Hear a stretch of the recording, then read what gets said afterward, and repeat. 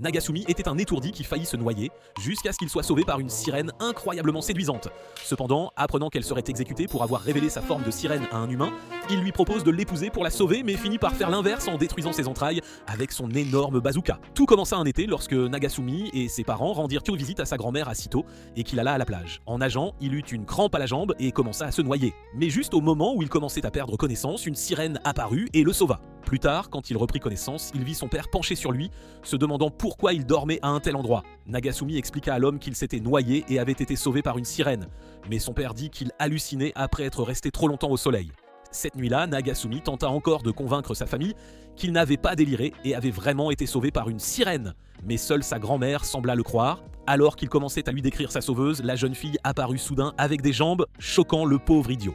Elle se présenta comme Sun Seto et supplia Nagasumi de l'épouser pour prendre la responsabilité de ce qui s'était passé cet après-midi-là. En entendant cela, ses parents supposèrent immédiatement qu'il avait fait une expédition dans sa caverne aux merveilles et commencèrent à le rouer de coups. Avant que Nagasumi ne puisse plaider son innocence, 3 yakuza apparurent et leur chef, un jikacha nommé Masa, les informa que les parents de Sun voulaient leur parler. La famille de 3 fut alors emmenée de force par ces hommes et jetée dans la mer froide sans aucun avertissement. Nagasumi était sûr qu'il deviendrait de la pâtée pour poisson, mais Sun réapparut et l'entraîna plus profondément dans l'eau, le faisant s'évanouir. Quand il se réveilla finalement et vit le colosse qui était le père de Sun, il fit semblant de s'évanouir à nouveau et Masa lui fit du bouche à bouche. Pourquoi es-tu gay ? Après cela, les parents de Sun, Gozaburo et Ren informèrent Nagasumi que selon la règle des sirènes, une sirène dont l'identité avait été exposée devait être exécutée. Cependant, sa mère dit que Sun pourrait éviter d'être découpé en filets s'il acceptait de l'épouser et de rejoindre leur clan. Malheureusement, son père était contre cela et était prêt à éliminer Nagasumi pour le bien de sa fille, même quand Sun dit qu'elle était prête à mourir. Il menaça ensuite les parents de Nagasumi, alors le couple effrayé dit à leur fils de prendre ses responsabilités et de faire le nécessaire. Nagasumi ne pouvait pas croire que ses propres parents étaient prêts à le vendre, mais il tint bon et dit au chef Yakuza que cela n'avait aucun sens d'épouser quelqu'un qu'il ne connaissait pas. En entendant cela, l'homme devint furieux que sa fille meure et commença à poursuivre Nagasumi, ordonnant même à ses hommes de faire de même. Le pauvre garçon réussit à atteindre la porte et l'ouvrit, provoquant l'entrée d'eau dans la pièce. Cela causa un tumulte, et alors qu'il flottait vers la gueule ouverte d'un requin, Sun ouvrit une autre porte pour l'aider à s'échapper, elle le prit ensuite et s'enfuit par la porte dérobée vers la surface, où elle lui conseilla de courir, mais il refusa. Il lui rappela que s'il partait, elle serait exécutée et tenta de l'emmener avec lui, mais Sun lui dit que son père les poursuivrait jusqu'au bout du monde pour la récupérer. Curieux, il demanda pourquoi elle l'avait sauvée même si elle connaissait les conséquences, et elle lui fit un discours dramatique sur le fait d'être chevaleresque et tout le tralala. Elle l'assura qu'elle était d'accord pour qu'il s'échappe dans le sol, mais leur moment fut interrompu par l'arrivée de son père. Il fit lancer Nagasumi vers lui par sa pieuvre, et juste au moment où il était sur le point de faire connaissance avec sa lame, le garçon le supplia de le laisser épouser sa fille. Cela choqua tout le monde, mais le chef Yakuza se ressaisit et tenta de noyer Nagasumi pour avoir fait une requête aussi audacieuse. Heureusement, Ren intervint et empêcha son mari d'assassiner quelqu'un devant leur fille. Plus tard, après être rentrée chez eux au fond de l'océan, elle eut une discussion calme avec Nagasumi et ses parents au sujet des fiançailles. La seule perturbation qu'ils eurent fut les cris et grognements de colère venant de son mari qui avait été enchaîné et ligoté pour qu'il ne puisse pas s'échapper. Des heures plus tard, chez sa grand-mère, Nagasumi était assis, pensant aux événements des dernières heures. Sa grand-mère sembla remarquer qu'il avait l'air troublé. Alors elle lui suggéra d'emmener Sun au festival de Bonador qui avait lieu ce soir-là et de mieux la connaître. Alors qu'il se précipitait pour appeler Sun et faire les préparatifs, il ne remarqua pas que ses parents sombraient dans la dépression, sachant qu'ils étaient devenus affiliés aux Yakuza. Plus tard dans la nuit, Nagasumi et Sun se rencontrèrent au festival et il tenta de faire ressortir son charme intérieur, mais réalisa vite à quel point ce serait impossible. Il s'avéra que presque tous les stands appartenaient aux Yakuza et ils tentèrent de nuire à Nagasumi, pas si subtilement. Étonnamment, la Sun écervelée n'en était pas inconsciente et ne remarqua même pas que son père était aussi au festival, les traquant. Quand ils arrivèrent à un stand de teriyaki, le propriétaire donna à Nagasumi un morceau extra large contenant un téléphone. Immédiatement, il reçut un appel menaçant du chef Yakuza qui lui dit qu'il allait bientôt rencontrer la faucheuse. Juste à ce moment-là, Sun remarqua un petit garçon portant un sac de poissons rouges, alors elle insista pour qu'ils aillent pêcher des poissons rouges. Nagasumi tenta de la rejoindre, mais on lui montra un autre aquarium avec un requin nommé Fujishiro qui tenta en vain de le manger. Alors que Fujishiro se plaignait d'avoir manqué son repas, Sun appela Nagasumi en disant que ses jambes étaient trempées. Alors il la prit dans ses bras et se précipita vers un endroit calme pour éviter que les gens ne la voient. Lui, ses parents et Masa passèrent par là alors qu'il essayait furieusement de cacher sa queue.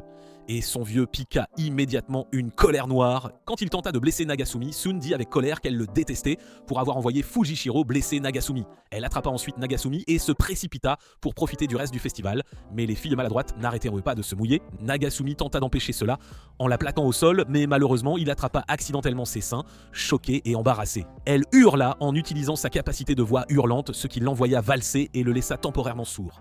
Finalement, ils continuèrent leur chemin et Nagasumi demanda à Sun de choisir quelque chose qu'elle aimait, alors elle choisit une bague en verre. Après cela, Sun alla rejoindre la danse tandis que Nagasumi regardait, car il avait 2 pieds gauche et un 2 pieds gauche. Masa l'approcha alors et lui proposa de lui donner des leçons de danse, mais Sun se fit de fausses idées quand elle les vit. « Tu es moche ?» Nagasumi la poursuivit et après l'avoir convaincu qu'il n'était pas de l'autre bord, Sun remarqua que sa bague avait disparu. Le jeune amoureux lui dit qu'il lui en achèterait une nouvelle, mais Sun n'en voulait pas une nouvelle et se plaignit de la façon dont il traitait leur fiançailles comme une affaire commerciale. Réalisant ses erreurs, Nagasumi s'excusa et proposa de l'aider à chercher la bague. Pendant qu'il cherchait, Ren apparut tenant la bague et dit aux enfants que son papa grognon l'avait trouvée. Alors qu'il le remerciait, Ren mentionna que le chef Yakuza lui avait aussi donné une bague des années auparavant au même festival. Cela le rendit un peu gêné. Alors il s'emporta et jeta la bague de Sun, mais elle atterrit par coïncidence sur le doigt de Masa. Nagasumi pensa que Masa avait l'air cool avec, mais Sun interpréta mal sa réaction et déclencha à nouveau la voix hurlante, envoyant son âme dans l'au-delà. Cependant, alors qu'il se détendait avec son grand-père, il entendit Sun l'appeler et revint au pays des vivants, à son grand soulagement. Quelques jours plus tard, Nagasumi fut informé par ses parents qu'il retournerait en ville le lendemain, car son père avait été rappelé au travail. Sa mère lui conseilla d'informer Sun de ce départ impromptu afin qu'elle ne pense pas qu'il l'avait ghosté. Plus tard ce jour-là, il fit un voyage avec Sun sur une île inhabitée que le père de Sun avait arrangé pour qu'ils y passent la journée car il approuvait enfin leur union. Les accompagnait également une amie de Sun, une fille de la taille d'une fée nommée Maki, qui ne semblait pas détester Nagasumi. Sur l'île, Sun alla se changer. Et c'est alors que Nagasumi apprit que la vraie Maki était une assassine redoutable avec un vocabulaire qui ferait passer des marins pour des membres respectables de la société. Heureusement, Sun revint avant qu'elle ne puisse lui faire du mal. Et quand Nagasumi la vit, il devint excité. Mais Maki le traita de porc éhonté. Elle menaça de l'envoyer ad patresse sur le champ. Mais Nagasumi, qui avait soudainement pris son courage à 2 mains, refusa de la laisser l'intimider. Juste à ce moment-là, ils entendirent Sun crier à cause d'un serpent. Alors Maki en profita pour ouvrir le feu sur Nagasumi sans provocation. Quand elle se fut défoulée, elle se tourna pour assurer à Sun que le serpent était parti, mais fut choquée de trouver sa maîtresse dans les bras de Nagasumi. Alors elle ouvrit le feu à nouveau. Finalement, le tumulte se calma et Sun demanda à Nagasumi de lui appliquer de la crème solaire sur le dos. Allons-y. Le garçon était plus qu'excité d'accomplir la tâche, mais la petite Maki menaça de redessiner son corps avec son pistolet à obus s'il touchait sa maîtresse. Sans peur, il prit la petite chose et la lança aussi loin qu'il put. Mais elle revint et le renversa. Ils eurent ensuite une petite bataille mentale, après quoi Nagasumi recula et dit à Maki d'appliquer elle-même la crème solaire. Le nain de jardin miniature accepta joyeusement la tâche, mais Sun offrit intentionnellement à Nagasumi un spectacle mémorable. Plus tard, alors qu'il nageait dans l'océan, la manipulatrice Maki convainquit Sun de montrer le récif corallien à Nagasumi et il faillit se noyer. Quand ils revinrent sur le rivage, elle fit semblant de ne pas avoir su que Nagasumi ne supportait pas la pression de l'eau et supplia Sun de ne pas être en colère. Sun promit qu'elle ne l'était pas et partit ensuite se rhabiller. Alors Maki se tourna vers Nagasumi et révéla son plan pour faire passer sa mort pour un accident. Heureusement, Sun revint avant qu'elle ne puisse lui faire un trou et elle réprimanda Maki, qui redevint sérieuse et s'excusa. Un peu plus tard, Masa revint les chercher alors qu'il les ramenait à la maison et Nagasumi parla à Sun de son départ. Étonnamment, elle ne le prit pas mal et le choqua en révélant qu'elle l'accompagnerait parce qu'il était son mari. Le lendemain, la famille quitta Sita avec Sun et pendant le trajet en train, Nagasumi remarqua le chef Yakuza accroché à sa fenêtre et découvrit Maki cachée dans son sac. Elle dit qu'elle était venue pour veiller sur Sun et la protéger et Nagasumi ne put rien faire d'autre que l'accepter. Quelques heures plus tard, quand ils arrivèrent à la maison, ses parents offrirent sa chambre à Sun et lui ordonnèrent de déménager au grenier. Nagasumi se plaignit de leur manque d'empathie envers lui, mais Maki trouva un moyen de le faire culpabiliser de ne pas vouloir céder sa chambre, alors il accepta. Cette nuit-là, alors que Nagasumi était sur le point de sortir de la baignoire, Sun entra avec Maki. La sirène hurla, provoquant l'explosion de la salle de bain et projetant Nagasumi en l'air alors que Maki lui tirait dessus. Au moment où ses parents sortirent pour voir ce qui se passait, le pauvre Nagasumi était aux portes de la mort. Alors Sun leur donna 3 piles de koban pour payer les dommages causés à la salle de bain. Quand elle tenta d'expliquer ce qui s'était passé, Maki accusa Nagasumi de les avoir surprises, alors ses parents lui firent visiter la ville des coups de poing. Le lendemain, après que Nagasumi eut aidé Sun à s'installer dans sa nouvelle chambre, il proposa de lui faire visiter le quartier. Heureusement pour lui, Maki dormait profondément, il n'eut donc pas à s'inquiéter de la crevette meurtrière pendant les quelques heures suivantes. Après une journée bien remplie et amusante dans le quartier, Nagasumi et Sun discutaient sur un pont au-dessus de la rivière. Juste au moment où Nagasumi suggéra de rentrer à la maison, ils entendirent un cri et se retournèrent pour trouver 2 goujats cultivés harcelant 2 étudiantes. Immédiatement, Sun tenta de s'immiscer, mais Nagasumi lui dit d'arrêter, disant qu'elle n'était pas la Spider-Woman du quartier. Alors qu'il tentait de la convaincre de s'occuper de ses affaires, une fille nommée Mowari apparut et géra la situation. Elle était membre du comité disciplinaire de l'école de Nagasumi, et aussi son amie d'enfance dont il était un peu terrifié. Les types étaient du mécontent de l'ingérence de Mowari, et quand ils commencèrent à se plaindre, elle les dirigea vers Nagasumi. Juste au moment où ils étaient sur le point de le tabasser comme du mochi, l'idiot les attrapa et sauta dans la rivière. Mowari les suivit pour le plaisir, mais réalisa son erreur quand elle se rappela qu'elle ne savait pas nager. Alors qu'elle s'accrochait à Nagasumi de toutes ses forces, Sun régla secrètement leur compte au type avec ses ondes soniques. Plus tard, après que Nagasumi eut sorti Mowari de l'eau, il la réprimanda pour son imprudence habituelle, mais fut distrait par ses formes sous sa chemise trempée. Oh là là, juste à ce moment-là, il remarqua Sun s'éloigner à la nage après avoir vu son impudeur, alors il sauta dans l'eau et la suivit. Après l'avoir rattrapé, il l'aida à sécher ses jambes, et alors qu'il expliquait sa relation avec Mowari, Maki apparut et commença à lui tirer dessus. Fatigué d'être opprimé, Nagasumi l'attrapa, mais cela ne l'empêcha pas d'essayer de le blesser avec sa lame empoisonnée. Heureusement, Mowari apparut soudainement et Maki se figea immédiatement, permettant à Nagasumi de faire semblant qu'elle était une poupée avec laquelle il jouait. Sun arriva alors, et quand elle tenta de se lier d'amitié avec Mowari, elle apprit que son père était le surintendant général de la police et eut peur, étant elle-même une yakuza. Cette nuit-là, alors que Sun et Maki étaient dans la salle de bain, Nagasumi, l'innocent, entra sans frapper et fut projeté hors de la maison par les ondes soniques de Sun. Au même moment, Mowari était chez elle, se demandant quelle sorte de relation Nagasumi et Sun avaient. Le lendemain, l'école reprit. Mais avant que Nagasumi et Sun ne quittent la maison, Sun lut la carte postale que ses parents avaient envoyée pour l'informer que toutes les formalités nécessaires à son transfert avaient été accomplies. Sur le chemin de l'école, ils croisèrent Saru, le camarade de classe de Nagasumi, qui, en plus d'être un idiot, ressemblait à un roi singe bas de gamme. Il était fasciné par Sun et demanda quelle était leur relation, alors Nagasumi lui dit qu'ils étaient parents. Plus tard en classe, alors que Nagasumi, Saru et Mowari discutaient, le président du conseil des élèves vint leur dire qu'ils allaient avoir un nouveau professeur. L'instant d'après, la porte s'ouvrit. Alors Saru s'envola vers elle, pensant que c'était Sun. Mais à sa surprise, il atterrit sur le chef Yakuza. Le chef Yakuza se présenta comme leur nouveau professeur principal, il fit ensuite entrer Sun, et après qu'elle se fut présentée à la classe, il lui demanda de s'asseoir à côté de lui, faisant se demander aux élèves si son vrai prénom était Mo et son nom de famille Lester.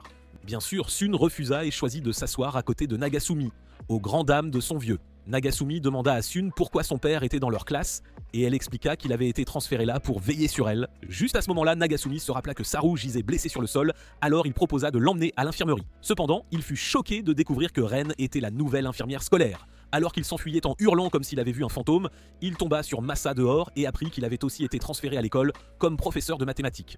Juste à ce moment-là, il aperçut les hommes de main pieuvre du chef Yakuza. Un Fujishiro transformé était également là en tant que professeur d'éducation physique et il tenta immédiatement de croquer Nagasumi. Heureusement, Sun arriva juste à temps et sauva Nagasumi. Mais à sa surprise, elle était heureuse que sa famille soit venue veiller sur elle. Après l'école, Masa trouva Nagasumi se lamentant de la malchance d'avoir le chef Yakuza dans les parages.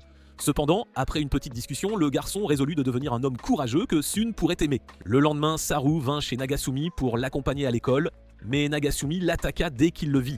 Leur combat était extrêmement inspiré de Jojo et Nagasumi dit à Saru qu'il était en passe de devenir un homme viril. Après avoir entendu cela, Saru fit remarquer que les hommes virils ne se promenaient pas avec des poupées, faisant référence à Maki qui dépassait de son sac à l'horreur de Nagasumi. Plus tard à l'école, quand ce fut l'heure du cours de sport, Saru convainquit Nagasumi d'espionner les filles pendant qu'elles se changeaient. Avant qu'il ne puisse faire cela, Fujishiro apparut, alors Saru s'enfuit, laissant Nagasumi seul face à la colère du requin. N'ayant pas le choix, Nagasumi courut dans la salle de classe où les filles se changeaient et se fit réprimander par Mowari. Le lendemain, avant d'aller à l'école, Nagasumi et Sun convinrent de garder leur vraie relation secrète. Mais le chef Yakuza les entendit parler de secrets et se fit de fausses idées, alors il frappa Nagasumi. Quelques jours plus tard, alors que Nagasumi observait leurs camarades de classe, Sun, Saru et 2 autres garçons commencèrent à le taquiner pour être un simp, et quand il leur dit de ficher le camp, ils l'attaquèrent de baisers. Ce n'est que lorsque Mowari intervint qu'ils le lâchèrent. Et alors qu'elle tentait de savoir s'il allait bien, Saru alla faire son rapport à Sun. Il dit à Sun que Mowari couvait toujours Nagasumi comme une mère poule depuis qu'ils étaient enfants, et ajouta qu'ils avaient l'habitude de jouer au karaté ensemble. À la mention du karaté, Mowari se vanta de ses 2 victoires consécutives et insista pour qu'il joue. Pendant le jeu, elle fut impitoyable, rendant Sun sceptique quant à sa participation, mais Nagasumi réussit à changer son opinion. Mowari se sentit un peu jalouse de les voir ensemble, alors quand elle fut seule plus tard, elle essaya en vain de comprendre quelle était leur relation. Cependant, le lendemain, elle les aperçut sortant ensemble de la maison de Nagasumi et l'interrogea jusqu'à ce que Saru révèle qu'ils étaient parents.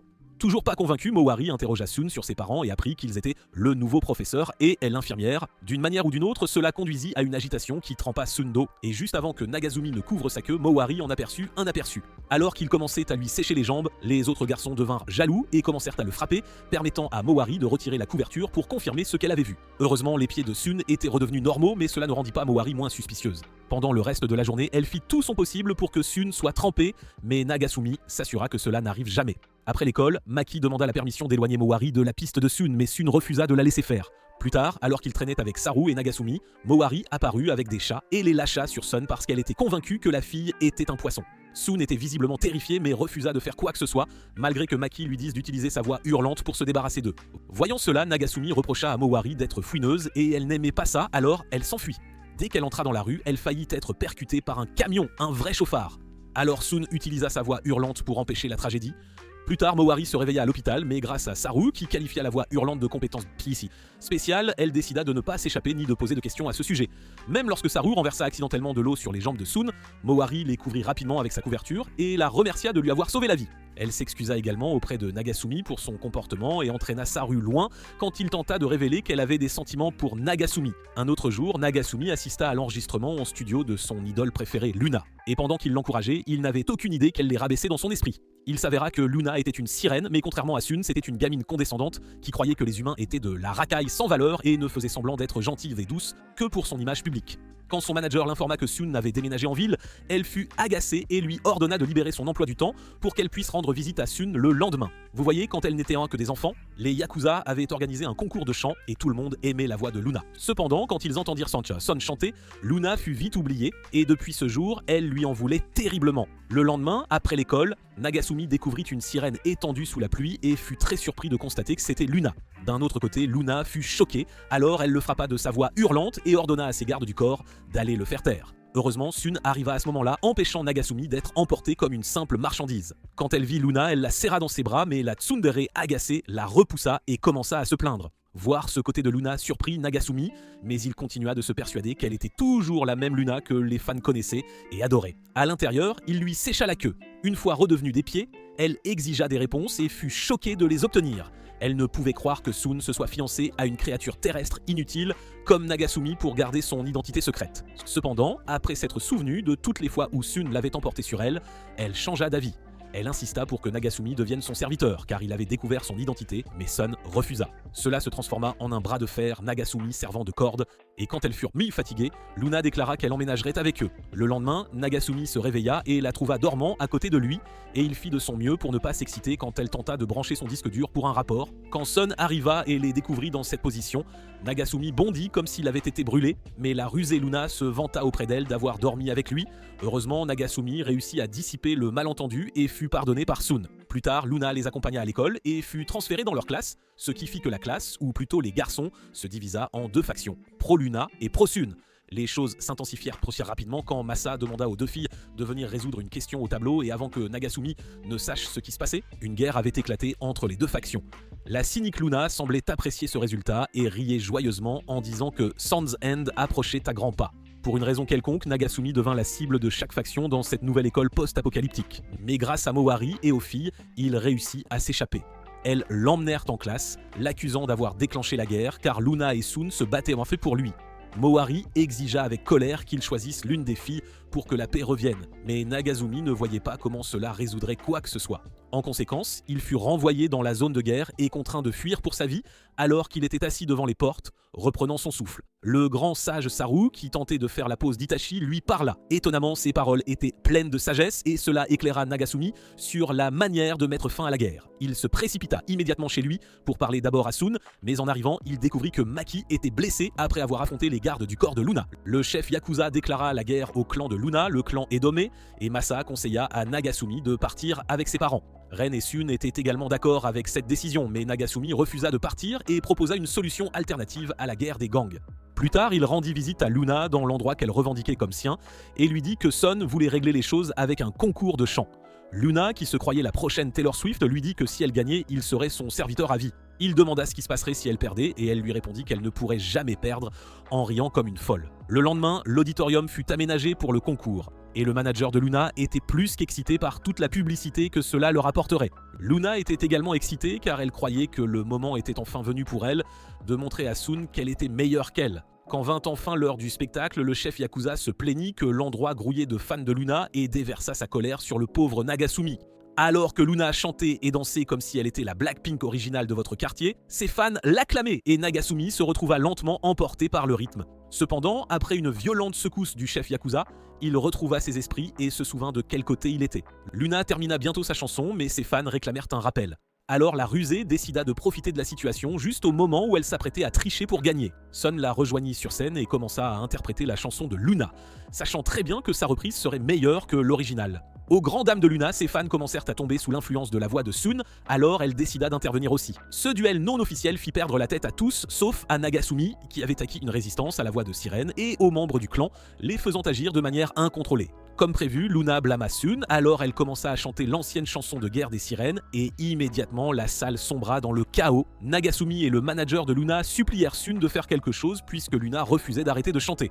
Alors Luna commença à chanter la chanson des héros et donna du pouvoir à Nagasumi. Cela lui permit de soumettre les deux factions et de mettre fin à la guerre. Alors que Luna commençait à pleurer, Sun et les autres s'approchèrent d'elle, exigeant qu'elle s'excuse auprès de Maki.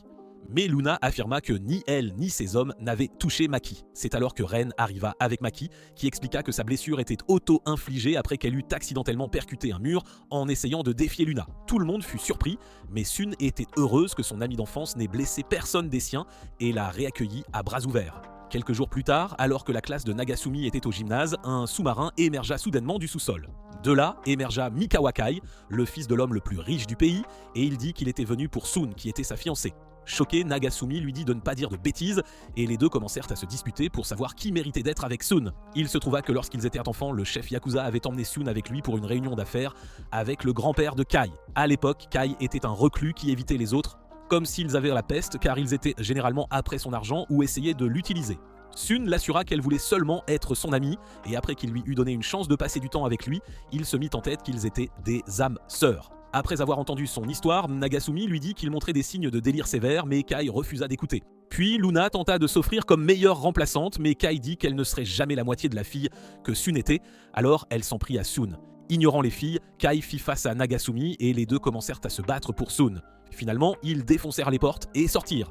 Mais dès que Kai réalisa cela, il paniqua, il s'avéra qu'il s'était perdu dans le désert enfant et depuis ce jour, il décida de devenir un reclus, car il croyait que les espaces clos étaient meilleurs quand il commença à jeter de l'argent suppliant quelqu'un de venir le sauver. Sun sortit et lui dit qu'il n'était plus le même garçon qu'elle avait rencontré des années auparavant, car l'ancien Kai détestait les gens qui l'approchaient pour de l'argent. Elle dit qu'il n'avait pas besoin de jeter de l'argent aux gens pour obtenir ce qu'il voulait et lui fit voir qu'il agissait comme un trou du cul pompeux.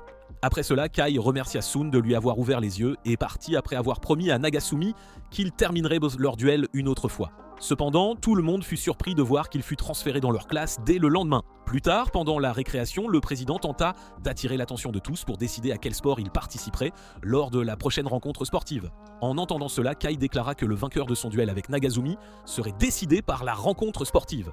Une semaine plus tard, la rencontre eut lieu et les deux garçons étaient dans des équipes opposées pour assurer l'équité du duel. Pendant la course de 200 mètres pour les garçons, Kai apparut vêtu d'une combinaison spatiale complète car c'était le seul moyen pour lui de rester à l'extérieur sans avoir peur. À l'heure du déjeuner, Kai remarqua Saru fixant sa nourriture avec faim, alors il l'invita à le rejoindre. Après le déjeuner, les jeux continuèrent et Kai eut un accident qui brisa son casque, mais Saru lui en donna un autre et le supplia de l'accepter comme son sbire, ce qu'il fit. Le dernier jeu était une course de relais, alors Kai abandonna sa combinaison sauf le casque et dépassa Nagasumi comme s'il était Flash.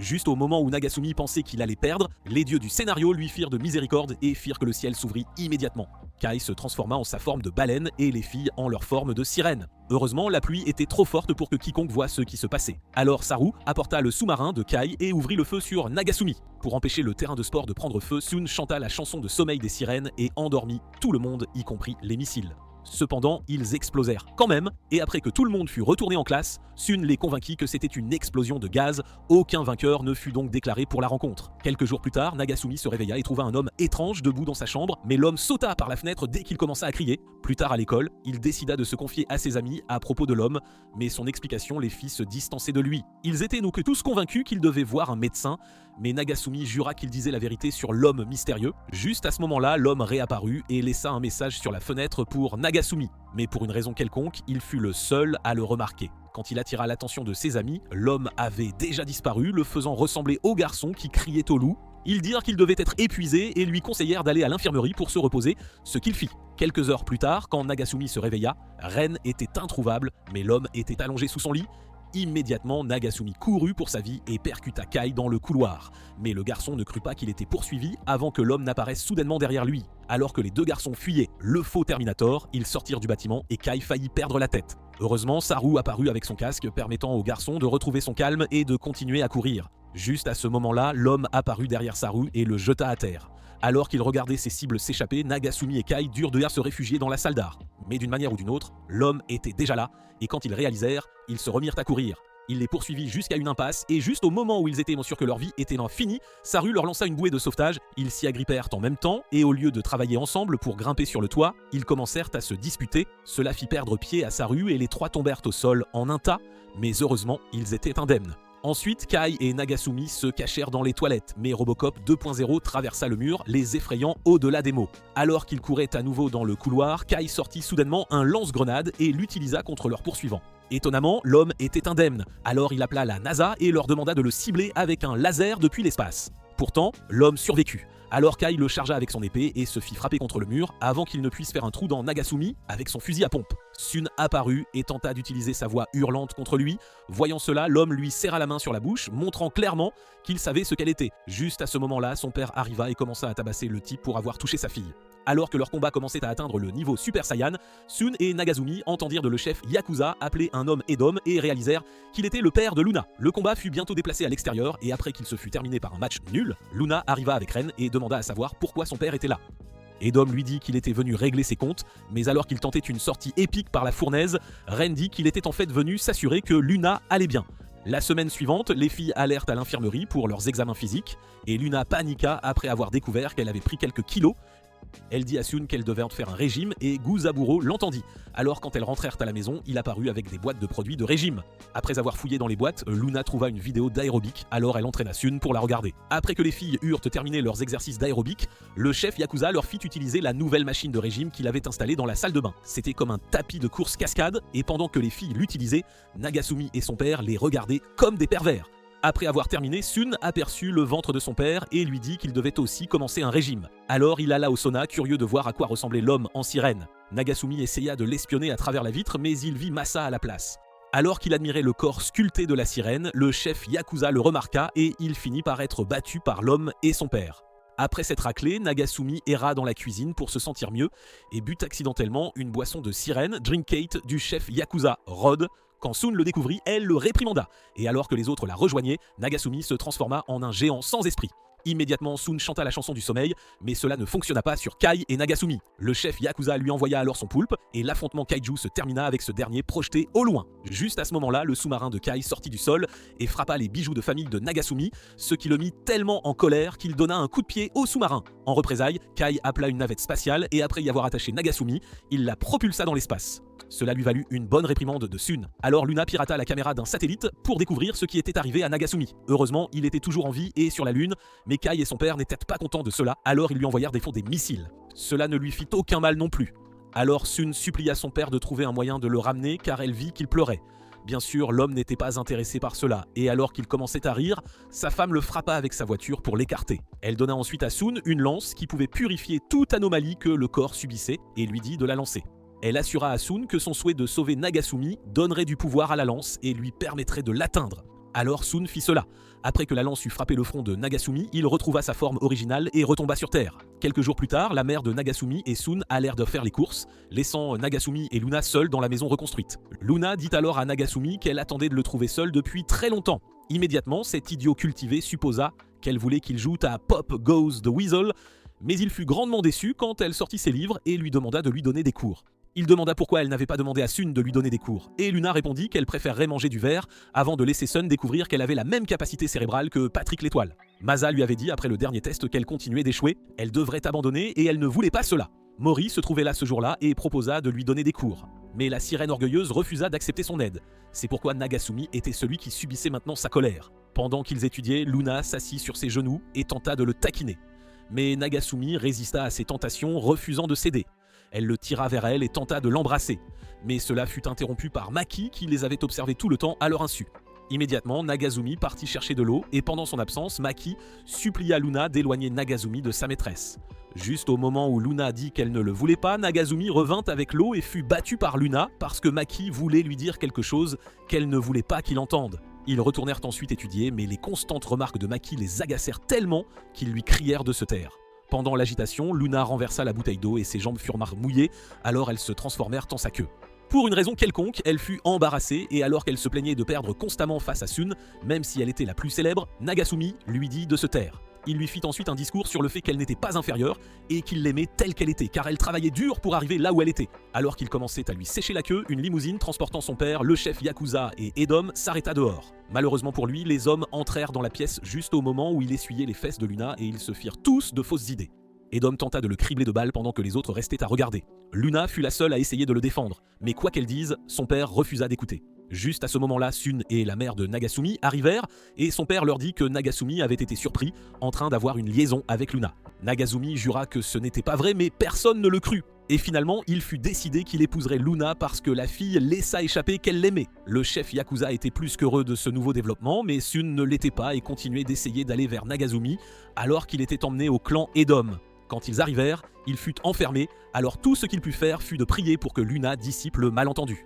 Malheureusement, elle ne le fit pas et continua d'ajouter des mensonges quand elle retourna chercher ses affaires chez lui. Elle se moqua de Sun en disant que Nagasumi l'avait choisi, et cela rendit Sun triste. Elle se blâma pour ce qui s'était passé et dit que si elle avait été une meilleure épouse, Nagasumi n'aurait pas choisi de la quitter. Luna ne s'attendait pas à cette réaction, mais malgré le fait qu'elle se sentait mal de blesser Sun, elle refusa toujours de dire la vérité et la réprimanda, même d'être triste. Quand Sun ne répondit pas, elle descendit mais rencontra Maki en chemin. La petite Terminator la traita de menteuse manipulatrice, mais Luna lui rappela qu'elle n'avait pas non plus essayé de dire la vérité. Alors qu'elle se disputait pour savoir qui avait tort et qui avait raison, Luna admit qu'elle était restée silencieuse parce qu'elle y voyait sa chance de l'emporter sur Sun pour une fois. Maki lui dit que sa soi-disant victoire était inutile car elle avait été obtenue par des mensonges et la tromperie. Alors Luna partit en trombe. Quelques heures après son départ, Sun fit ses bagages et fit ses adieux aux parents de Nagasumi, juste au moment où le clan Edom arrivait pour le chercher pour la cérémonie de mariage. Pendant ce temps, Luna entra dans la cellule de Nagasumi et commença à le battre en se plaignant que les médias aient découvert l'incident des fesses. Pendant sa tirade, elle mentionna Sun. Alors Nagasumi demanda pourquoi elle était si obsédée par elle et elle admit que c'était parce que Sun avait tout ce qu'elle n'avait pas. Nagasumi ne répondit pas et bientôt ils furent habillés pour l'occasion qui comptait des membres des clans Edom et Seto. Après que Nagasumi se fut présenté à toutes les personnes présentes, la cérémonie commença et Edom versa du saké dans un sakizuki et lui demanda d'en boire. Cela signifierait qu'il était membre du clan Edom, mais Nagasumi refusa de boire le saké. Il dit à Luna qu'il ne pouvait pas tomber amoureux d'elle parce qu'elle le lui ordonnait et la fille commença à pleurer. Voyant cela, Edom attrapa Nagasumi et tenta de le frapper, mais Luna serra son père dans ses bras pour l'empêcher de blesser Nagasumi. Le garçon révéla alors que la cérémonie était basée sur des mensonges, alors Luna devait dire la vérité. Mais malgré cela, Edom était toujours déterminé à terminer la cérémonie. Soudain, Sun arriva et après avoir rompu les liens avec sa famille, déclara qu'elle était contre le mariage. Elle a ensuite sorti son épée et a foncé sur Edom, abattant ses hommes comme une épéiste chevronnée quand ils ont tenté de l'arrêter. Arrivée devant Edom, elle a coupé le sakizuki en deux et a demandé à Nagasumi de l'épouser. Quand il a accepté, elle a sorti un couteau et a défié les membres du clan Edom de l'affronter s'ils en avaient le courage. Les hommes étaient prêts à le faire. Alors les membres de son clan se sont préparés à défendre leur maîtresse même si elle les suppliait de ne pas intervenir. Pour éviter l'effusion de sang, Sun et Luna ont commencé à chanter le chant des festivals, ce qui a forcé tout le monde à danser et à cesser de se battre. Quelques jours plus tard, alors que Nagasumi et les filles se rendaient à l'école, ils ont croisé Maki en train de se faire malmener par un chat. Le gremlin marin violet était complètement sans défense face au félin, ce qui a fait rire Nagasumi. Mais il a vite réalisé que Luna et Son en avaient aussi peur. Il a essayé de les convaincre que le chat ne leur ferait pas de mal, mais il était sûr qu'il voulait les manger étant donné qu'elles étaient techniquement des poissons. Pour une raison quelconque, Nagasumi a emmené le chat à l'école avec lui et a appris que Kai avait aussi peur des chats. Cela lui a fait se demander si tous les pêcheurs avaient peur des chats. Mais quand Masa a aperçu le chat et a commencé à jouer avec, il a supposé que ce n'était que les jeunes. Après le départ de Masa, le chef Yakuza est soudainement apparu derrière lui et a exigé de voir ce qu'il tenait. Dès qu'il a vu que c'était un chat, il s'est éloigné. Mais Nagasumi s'est excité et a poursuivi l'homme dans toute l'école avec l'animal. Quand il est revenu en classe plus tard, Son l'a approché et lui a dit que son père avait peur des chats parce que l'un d'eux lui avait mordu l'oreille quand il était enfant et il avait failli la perdre. Bientôt, le chef Yakuza est entré pour leur première leçon, mais il lançait des regards noirs à Nagasumi. Alors le garçon a brandi le chat comme un avertissement. Cela a tellement exaspéré le chef Yakuza qu'il a ordonné à Maki d'envoyer ses gardes personnels pour donner une leçon à Nagasumi. Plus tard ce jour-là, les 3 gardes, Biryo, Agitaru et Maguru, sont venus déguisés en étudiants d'échange de l'île de Seto et ont rejoint la classe de Nagasumi pour l'éducation physique. Nagasumi a déduit qu'ils en avaient après lui, alors quand ils ont commencé à jouer au football, il leur a dit que Kai était celui qu'ils cherchaient. C'était pendant la pause déjeuner, les 3 compères ont appris de leur patron qu'ils avaient attaqué la mauvaise personne. Il a dû désigner Maki comme chef d'équipe pour s'assurer qu'il s'en prendrait à Nagasumi la prochaine fois. Maki a joyeusement accepté son rôle et ils ont prévu de tendre une embuscade à Nagasumi dans les couloirs. Mais voir son chat les a effrayés. Le chat a aussi fini par chasser Kai et le chef Yakuza. Et quand l'homme n'en pouvait plus, il a déclenché l'alarme incendie. Cela a plongé les étudiants dans la panique et alors que tout le monde se précipitait pour sortir, Maki a failli être piétinée. Cependant, elle a été sauvée par le chat. Quand Ren a appris que son mari avait déclenché l'alarme à cause du chat, elle l'a réprimandé tandis que Masa s'excusait auprès du pompier pour le dérangement. Pourtant, cela ne l'a pas empêché de s'en prendre à Nagasumi, mais il a décidé de se débarrasser du chat d'abord. Il a demandé à l'un de ses gardes de s'approcher de Nagasumi déguisé en fille, même si son identité était évidente. Cela lui a permis de subtiliser le chat et de le jeter dans la rivière pour le noyer. Nagasumi a essayé de le poursuivre, mais Son l'a arrêté et a sauté elle-même dans l'eau. Cependant, c'est Maki qui a sauvé le chat parce qu'elle voulait lui rendre l'appareil. Ren est arrivée à ce moment-là et a puni son stupide mari et ses gardes pour ce qu'ils avaient fait, après quoi elle leur a dit de surmonter leur stupide peur. Plus tard cette semaine-là, Kaya a offert à Son un bouquet avec des billets pour l'avant-première d'un film qu'elle adorait, mais elle l'a rejeté pour résoudre le problème. Saru a proposé que Kai fasse un double rendez-vous avec Son et Nagasumi afin qu'il puisse avoir une chance de lui voler Son. Kai a bien accueilli cette idée et a choisi Mowari pour être sa cavalière, après quoi il a organisé le double rendez-vous avec Nagasumi et Son. Ce week-end-là, la présidente a terminé tous ses devoirs et a décidé de faire une promenade, car elle se sentait un peu triste de ne pas être celle qui sortait avec Nagasumi. Quant à Nagasumi, il était au parc avec Son, Kai, Mowari, Luna et Saru.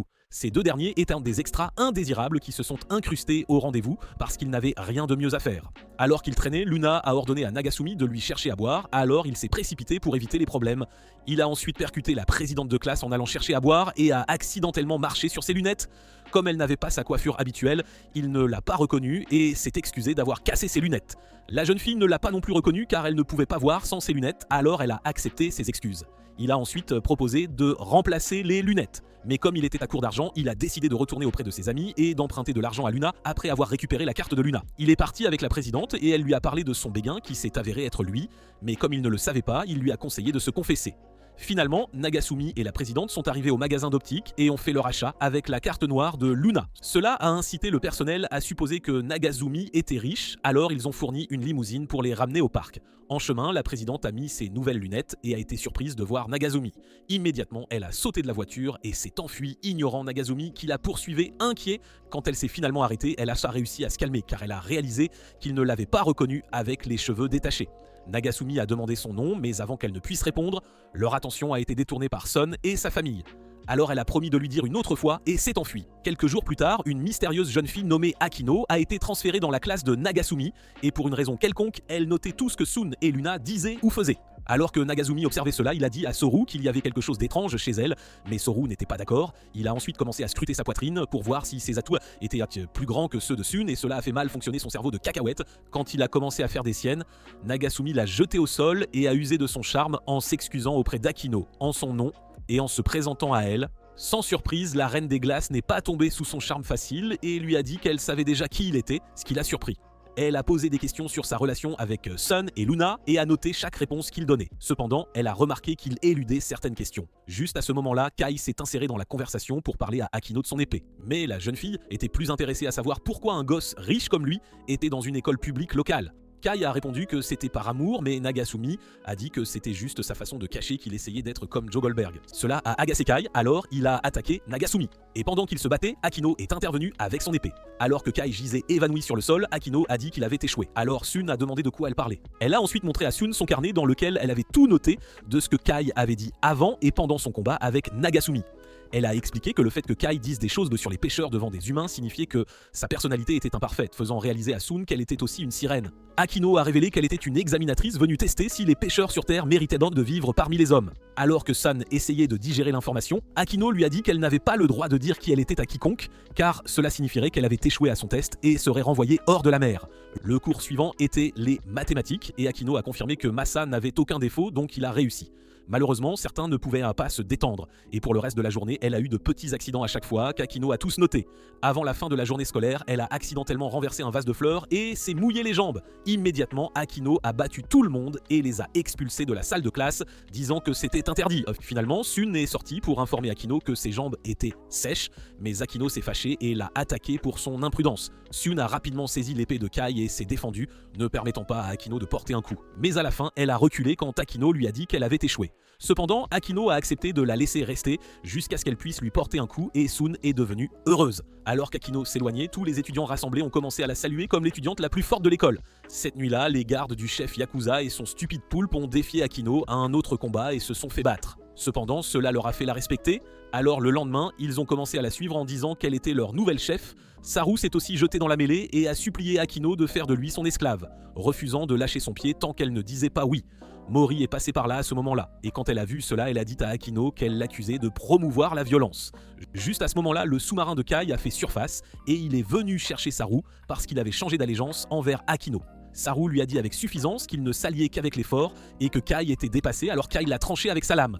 Plus tard, pendant que Saru recevait des soins pour ses blessures, il a raconté à Ren comment Akino était maintenant la meilleure à l'école. À leur insu, son mari écoutait aux portes. Et quand il a entendu cela, il est devenu furieux. Pendant ce temps, en classe, Moeri a interpellé Akino et lui a dit de cesser toutes ses activités délinquantes. Akino a répondu qu'elle était innocente, mais Saru et le gang Banshu lui ont rendu impossible de prouver son innocence parce qu'il ne cessait de la glorifier. Cela a provoqué Moeri, qui a vu cela comme une perturbation de sa cause disciplinaire. Alors elle a déclaré qu'elle donnerait une leçon à Akino si elle ne cédait pas à ses exigences. Cela a fait que cette classe est entrée en frénésie. Et alors que Sun paniquait, Akino et Mowari se sont lancés dans un duel de regards. Plus tard ce jour-là, Saru a installé une boutique à l'extérieur pour vendre des produits Bansho avec Akino comme modèle. Et quand Mowari l'a découvert, elle l'a arrêté. Elle a ensuite tenu une réunion avec le reste du comité disciplinaire pour discuter de ce qu'il fallait faire concernant le gang Bansho et Akino, qui se trouvait là, a suggéré de ne pas tirer de conclusions hâtives sur Akino. Et cela a fait se demander à Mowari si elle n'avait pas été trop hâtive à juger Akino. À leur insu, Masa était dehors et les écoutait. Alors il est allé à l'infirmerie pour parler avec son patron et Fujishiro. Le chef Yakuza voulait qu'Akino parte, mais Masa pensait que c'était une mauvaise décision. Quand Ren a découvert leur réunion secrète, elle les a confrontés. Mais l'arrivée de Mori leur a permis de s'échapper. Mori a admis à Ren qu'elle se sentait mal d'avoir mené une chasse aux sorcières contre Akino. Mais Ren l'a réconforté et lui a dit de ne pas se sentir ainsi. Elle a dit qu'il était normal d'être méfiant envers des choses ou des personnes inconnues et a promis de conseiller le gang Banjo concernant leur comportement indiscipliné. Juste à ce moment-là, la présidente de classe est venue informer Awarei que les autres étaient allés confronter Akino. Au même moment, Akino a dit aux filles qu'elle n'était pas intéressée à se battre avec elle. Alors qu'elle se tournait pour partir, les gardes idiots sont apparus et ont juré leur loyauté au comité disciplinaire. Ils ont ensuite essayé d'attaquer Akino, mais Mowari est apparu et les a empêchés de se battre avant de leur lancer des chats. Après quelques minutes, Ren est arrivé. Et après avoir convaincu tout le monde de ne pas se battre, Mowari s'est excusé auprès d'Akino de l'avoir jugé hâtivement et Akino l'a assuré qu'elle était pardonnée. Quelques jours plus tard, la classe est partie en excursion et le père de Son semblait bien plus excité que les enfants. Alors qu'il parcourait toute la ville, en visitant des sites touristiques, Akino prenait des notes mais refusait de participer aux activités. La voyant seule, Nagasumi l'a approchée et a proposé de visiter l'endroit avec elle. Akino a accepté, mais a clairement indiqué qu'elle était une vraie louve solitaire en raison de la nature de son travail. Alors qu'ils marchaient et discutaient, Nagasumi a appris qu'Akino n'était pas un robot sans émotion car elle souriait et riait de temps en temps.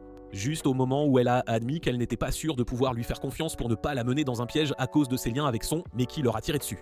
Rapidement, Nagasumi a endossé le rôle de bouclier humain, espérant empêcher Akino de se mouiller. Malgré cela, Maki l'a quand même mouillé, mais elle a réussi à maintenir sa forme humaine pendant un certain temps, ce qui a surpris Nagasumi. Quelqu'un a ensuite découvert Maki là où elle se cachait, et la crevette a paniqué quand elle a remarqué que sa maîtresse était en colère. Après qu'Akino se soit séché, Nagasumi a essayé d'expliquer qu'il n'avait rien à voir avec ce que Maki avait fait, mais elle a refusé d'écouter et a dit qu'il avait trahi sa confiance. Plus tard, pendant le dîner, Sun a parlé à Akino et l'a supplié de ne pas être en colère contre Nagasumi car il était innocent. Après le dîner, les étudiants sont allés prendre des bains. Et comme d'habitude, Saru a essayé de convaincre les garçons d'espionner les filles. Cette fois, ils n'ont écouté qu'à travers les murs et seraient restés les oreilles collées au mur si Kai n'était pas entré. L'idiot épais est allé prendre un bain avec sa combinaison spatiale et cela a fait se demander aux garçons s'il était tombé petit. Après un bain, Mowari et Nagasumi marchaient vers leur chambre quand ils sont passés devant une pièce où Akino et Son étaient dans une position très compromettante. Akino a promis d'apprendre à Son à contrôler sa transformation, mais Mowari, qui n'avait pas entendu cela, a supposé qu'elle faisait quelque chose de coquin. Elle s'est assurée de les suivre au bain pour les prendre sur le fait et a perdu la tête quand elle les a trouvés dans une autre situation compromettante. D'un autre côté, Nagasumi a été surpris de voir qu'elles étaient toujours sous leur forme humaine. Cependant, il a quand même tiré Mowari dehors.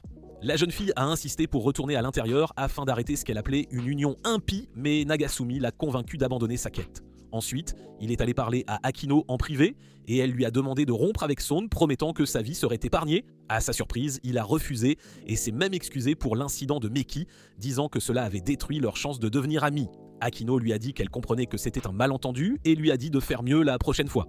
Plus tard, Akino a rencontré son superviseur et il a été révélé que son véritable objectif était de séparer Nagasumi et Son. Le lendemain, les étudiants ont visité un lieu de tournage de drame historique et Akino a enrôlé les gardes du chef Yakuza et Kai pour l'aider dans sa mission. Ailleurs, Nagasumi et les autres ont croisé Luna qui tournait un drame historique et elle les a invités à regarder son travail.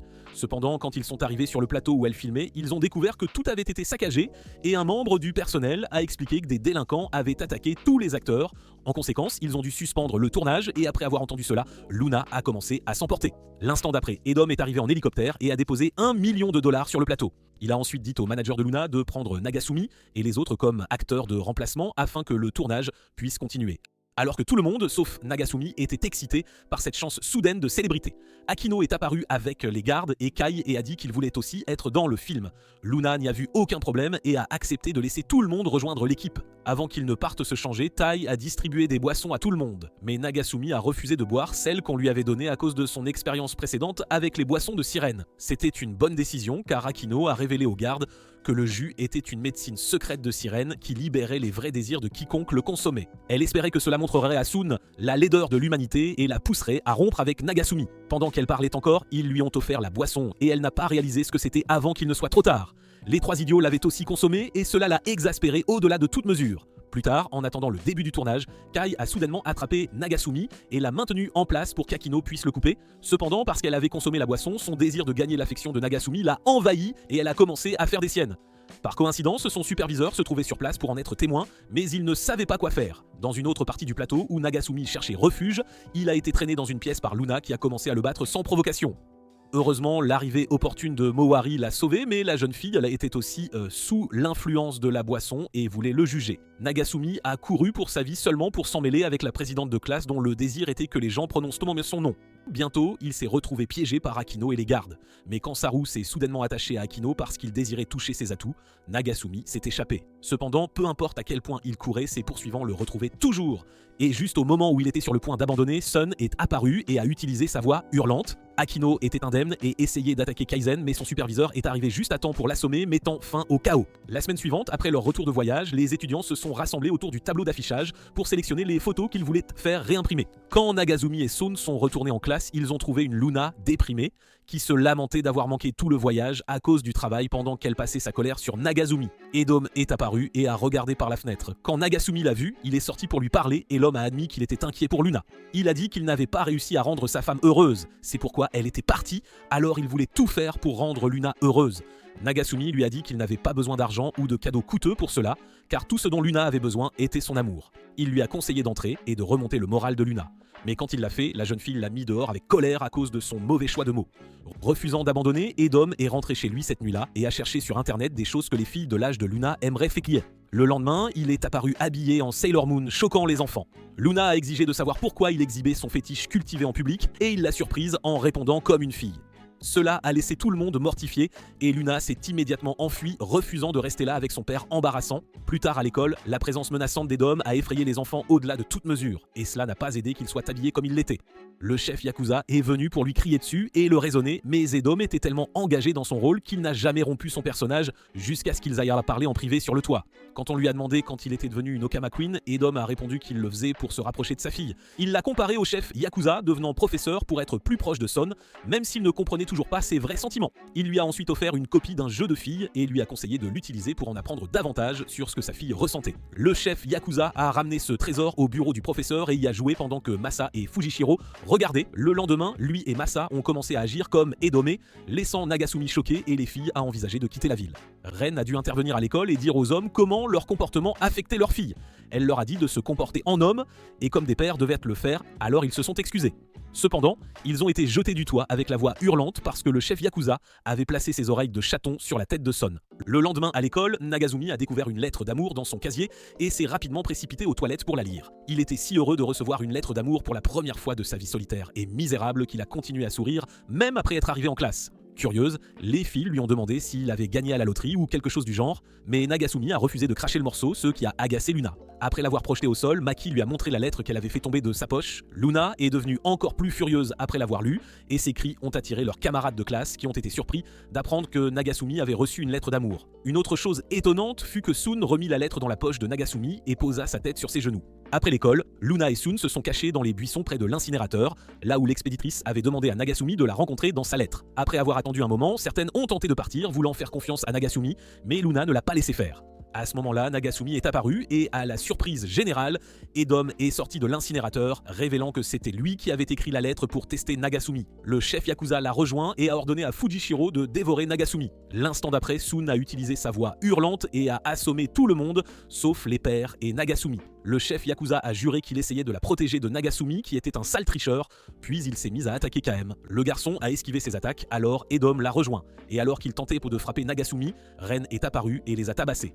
Elle a ensuite traîné son mari au loin, Edom a donc continué d'attaquer Nagasumi jusqu'à ce que Luna l'entraîne aussi. Nagasumi a tenté d'expliquer sa version à Son, mais elle l'a assuré qu'elle comprenait ses actions et n'était pas en colère. Le lendemain, Nagasumi est passé à l'infirmerie pour se confier à Ren car il se sentait mal à cause de tout l'incident de la lettre.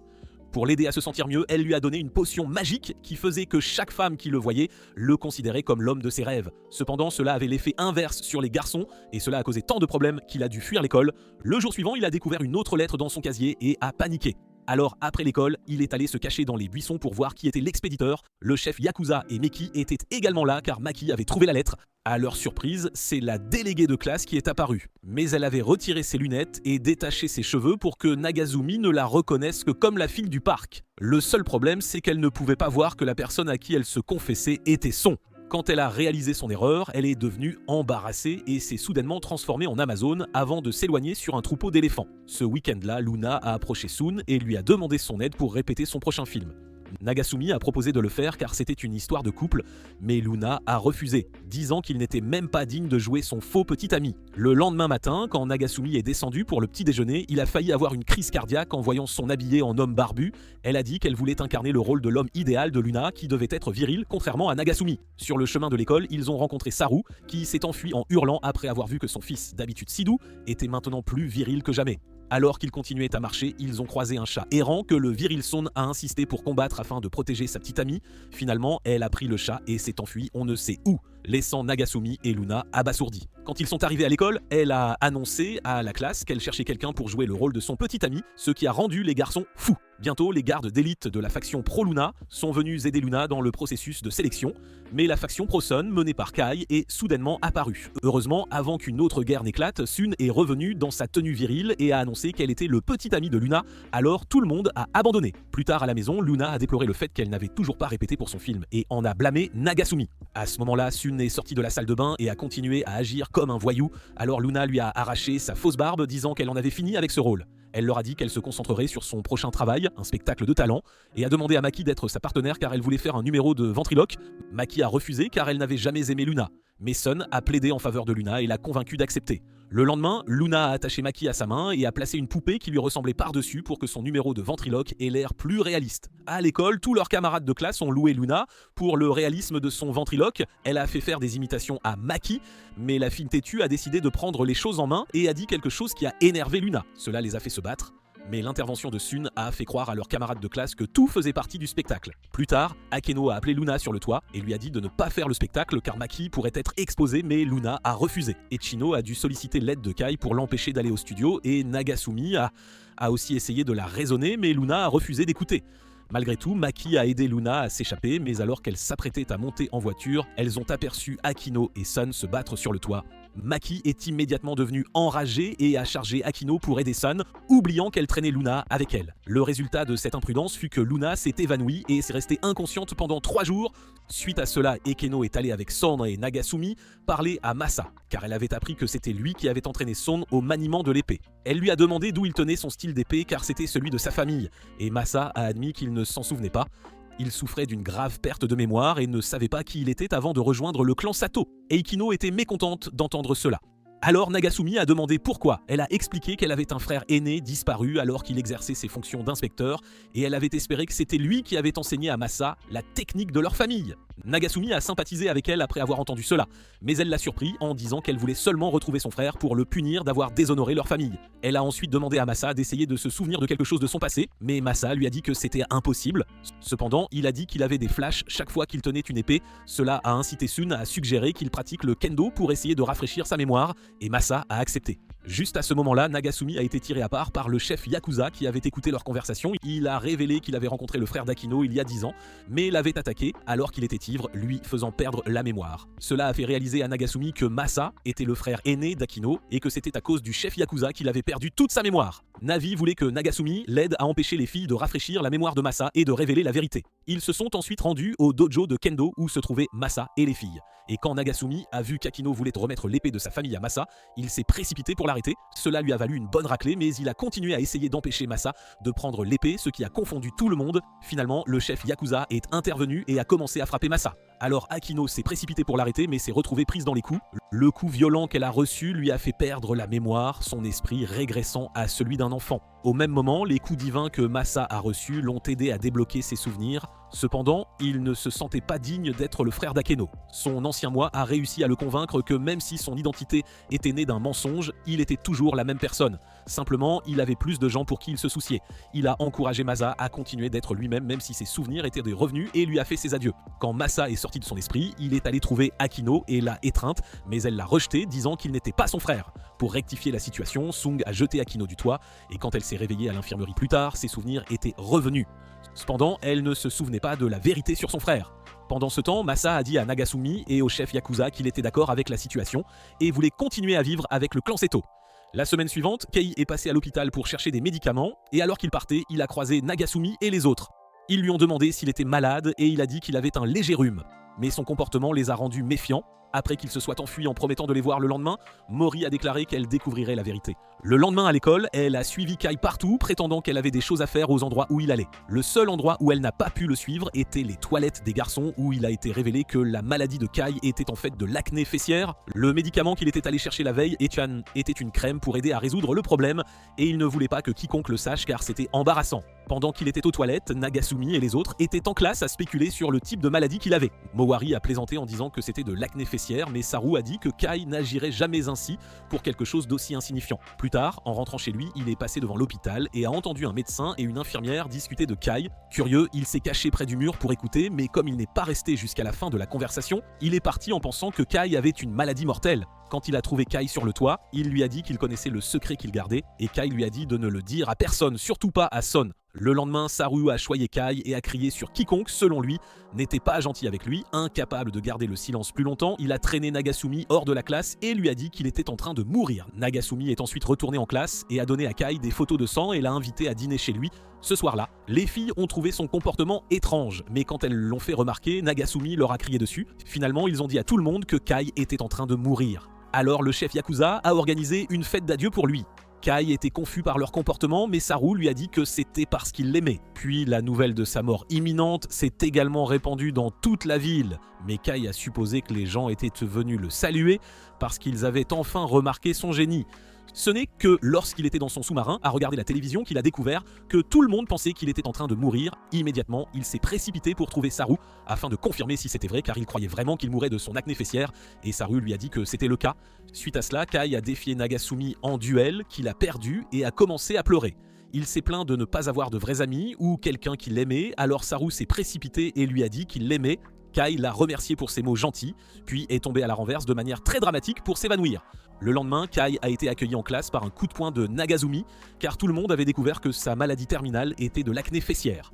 Kai a soutenu que ce n'était pas sa faute si Saru avait répandu de fausses informations, alors Nagasumi a retiré son casque pour le taquiner. Ce week-end-là, Akino et son superviseur ont fait leur rapport à leur chef suprême, une sirène royale nommée Yoshio, et il a été révélé qu'il voulait Sun pour lui-même. Il a demandé à Akino d'inviter le clan Seto à une fête qu'il organisait, et Akino a accepté l'invitation. Pendant ce temps, Nagasumi était à la maison à regarder des rediffusions de son émission préférée, quand Sun l'a approché pour se plaindre qu'il ne mettait pas son linge correctement dans la machine à laver.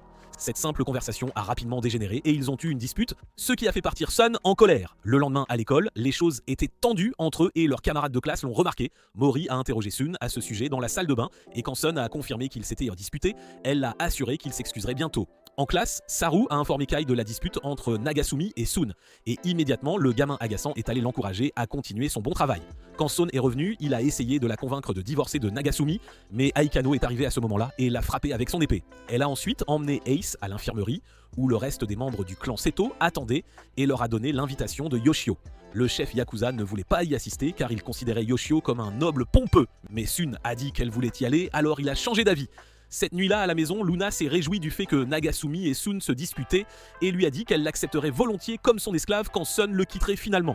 Soudain, elle a commencé à le frapper et quand Sun est entré pour les trouver, elle n'a pas essayé de le sauver. Le lendemain, Nagasumi a appris de sa mère que Sun était partie avec une petite valise et s'est demandé pourquoi elle ne lui avait pas dit qu'elle partait. Quand il est arrivé à l'école plus tard, il a appris que tous les membres du clan Seto étaient absents et a commencé à s'inquiéter. Plus tard, Kai a approché Akeno pour savoir où les membres du clan Seto étaient allés, mais elle a refusé de le lui dire. Alors il a demandé à ses hommes de le découvrir, il a dit à Akeno qu'il était suspect, que seul le clan Seto ait été invité à la fête, et avant qu'elle ne puisse répondre, Luna est apparue. Elle a révélé que Yoshio était un coureur de jupons et a dit qu'elle était sûre qu'il avait planifié la fête pour faire quelque chose à Son. Kai a alors déclaré qu'il allait sauver Son, et Luna a dit qu'elle irait avec lui. Eikinu a essayé de les arrêter, mais Luna lui a dit de ne pas sous-estimer le pouvoir de l'amitié. Avant de partir, Luna a demandé à Kai s'il emmènerait Nagasumi avec eux et Kai a dit que c'était à Nagasumi de décider. En parlant de Nagasumi, il se remémorait Son et le temps qu'ils avaient passé ensemble. Quand il est rentré chez lui et a trouvé une bague, il s'est assis sur son lit et a commencé à pleurer, la suppliant de revenir vers lui. Pendant ce temps, le clan Seto est arrivé sur le lieu de la fête et a découvert qu'ils étaient les seuls présents. Quand Yoshio les a rejoints, il a libéré du gaz soporifique dans la pièce et tous les membres du clan Seto se sont évanouis. À la surface, Mori a trouvé Nagasumi abattu et a réussi à le réconforter à sa manière. Au moment où il se décidait à retrouver Sun et à se réconcilier, le sous-marin de Kai a émergé de l'eau et Kai lui a dit de monter à bord, disant qu'il devait aller sauver Sun. Alors que le sous-marin se dirigeait vers les profondeurs de l'eau, vers le palais de Yoshio, ils ont rencontré des mines que Luna a détruites avec sa voix hurlante après avoir encaissé quelques coups. Dans le donjon du palais, le chef Yakuza a essayé de s'échapper, mais les murs étaient faits d'un matériau que ses poings ne pouvaient briser. Maki a essayé d'utiliser son pistolet à coquille, mais cela n'a rien donné non plus. Alors le chef Yakuza a frappé le mur avec colère pour la dernière fois, espérant un miracle. Pendant ce temps, dans une autre partie du palais, Yoshio faisait la fête avec ses amis et il se vantait auprès d'eux que Sun serait sa nouvelle épouse. Il a ensuite ordonné à Akeno, qui était son épéiste personnel, d'aller s'assurer que Sun était prête pour la cérémonie. Akeno est partie sans discuter, mais quand elle est sortie, elle a frappé le mur de son poing avec colère. Juste à ce moment-là, le sous-marin s'est écrasé dans le palais, faisant trembler le bâtiment et inquiétant les amis de Yoshio. Alors que l'équipe de sauvetage émergeait du sous-marin, ils ont rencontré l'équipe de sécurité de Yoshio. Alors Kai a ordonné à ses hommes d'attaquer Kaitan. Alors que les deux camps se battaient, Luna est sortie et a commencé à chanter le chant de guerre, ce qui a rapidement changé la donne. Elle a ensuite dit à Nagasumi d'aller voir son fils, alors il s'est précipité là où se trouvait Yoshio. Quand il est arrivé là, il a exigé que Yoshio rende Son, mais le royal a refusé et a appelé Akino pour se débarrasser de Nagasumi. Akino était réticente à blesser Nagasumi, alors elle lui a demandé d'abandonner et de partir, mais Nagasumi a refusé et a réussi à convaincre Akino de se ranger de son côté. Voyant cela, Yoshio a invoqué une grande anguille pour les dévorer tous les deux, mais cela ne s'est pas produit car le chef Yakuza et le reste du clan sont arrivés pour les aider. Yoshio a ensuite appelé son escouade de défense pour gérer la situation et est parti rencontrer Sun. Alors que les combats s'intensifiaient, Luna, Kai, Saru et Edom sont arrivés pour aider. Ren a essayé de convaincre Nagasumi de partir, mais il a refusé, disant qu'il voulait sauver Sun comme elle l'avait sauvé. Entendre cela a fait que le chef Yakuza l'a reconnu pour la première fois, et tout le monde a aidé Nagasumi à atteindre la pièce où se trouvait Sun. Il a essayé de l'appeler, mais elle n'a pas répondu. Alors Yoshio a admis qu'elle était dans une transe induite par un gaz spécial. Il a ensuite commencé à frapper Nagasumi, mais Nagasumi a refusé d'abandonner et a continué à parler à Son jusqu'à ce que sa voix l'atteigne. Après être sorti de sa transe, Son a commencé à dénoncer Yoshio pour ce qu'il était et il s'est mis en colère, alors il lui a tiré dessus. Nagasumi s'est immédiatement précipité devant elle et a attrapé la balle avec ses dents avant de soudainement s'activer, les surprenant. Il a affirmé que c'était le pouvoir de l'amour, puis a commencé à battre Yoshio qui s'est transformé en poisson-chat en s'évanouissant. Quand il s'est finalement réveillé, il y avait des caméras devant son visage car tout le monde voulait photographier le royal déshonoré. Pendant ce temps, Nagasumi et Son se sont excusés l'un auprès de l'autre et après avoir placé sa bague à son doigt, il lui a avoué son amour et lui a demandé de rester à ses côtés, ce à quoi elle a répondu oui alors qu'il s'étreignait. Pensez-vous que le chef Yakuza Kif permettrait au couple de vivre heureux pour toujours ou continuerait-il à être un trouble fête ? Si vous avez aimé cette vidéo, commentez Loser Yoshio. Aussi, regardez cette prochaine vidéo juste ici.